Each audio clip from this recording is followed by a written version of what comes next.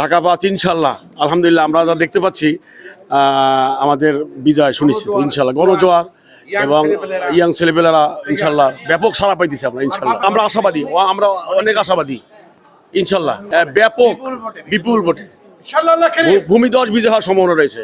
মহিলাদের 90% ইনশাল্লাহ।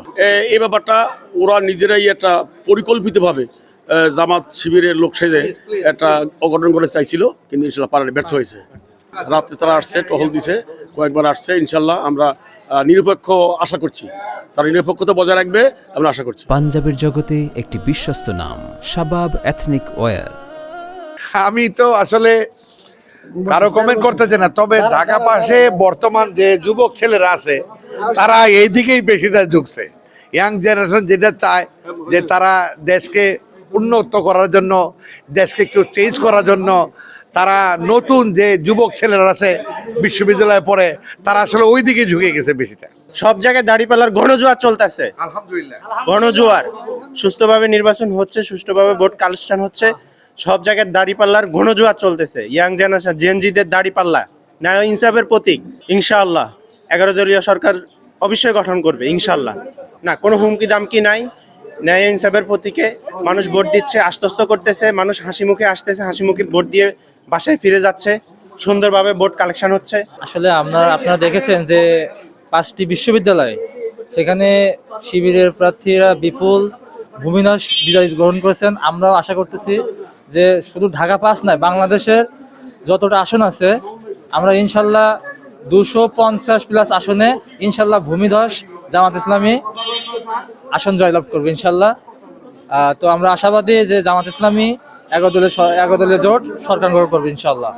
আলহামদুলিল্লাহ সব কেন্দ্রেই দেখতে পাচ্ছি।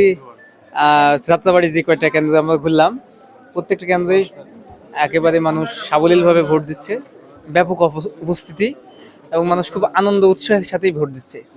আলহামদুলিল্লাহ আমরা যে 5ই আগস্টের গণবিপ্লবের মাধ্যমে যেটা চেয়েছিলাম যে আমরা আমাদের অধিকার ভোট সঠিকভাবে প্রয়োগ করতে পারবো, আমরা সেটা পাচ্ছি।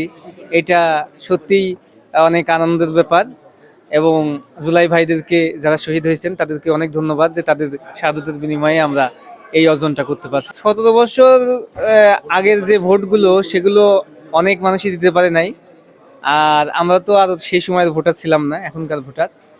তবে এখন আমরা ভোট দিতে পেরে আর কি প্রথমবারের মতো অনেক আনন্দিত। কারণ আপনার বিগত সময়ের আওয়ামী লীগ সরকারের সময় শেষ দিকে যে নির্বাচনটা হয়েছিল সেই নির্বাচনের সময়ও আমরা ভোট দিতে পারি নাই। আলহামদুলিল্লাহ আমরা খুব আনন্দিত এবং ভালো লাগছে। আমরা তো আর সেই দামি নির্বাচনে এটা মধ্যে নাই, এটা দামি নির্বাচন না। আলহামদুলিল্লাহ একবারে সুষ্ঠু নির্বাচন হচ্ছে এবং এই নির্বাচনে ওই ধরনের চুরি এবং ফাঁকিবাজির কোনো নেই। আলহামদুলিল্লাহ যেভাবে ভোটাররা ভোট দিচ্ছেন তাতে আমরা খুবই আশাবাদী যে আমাদের কামাল হোসেন ভাই ইনশাল্লাহ জয়লাভ করবেন।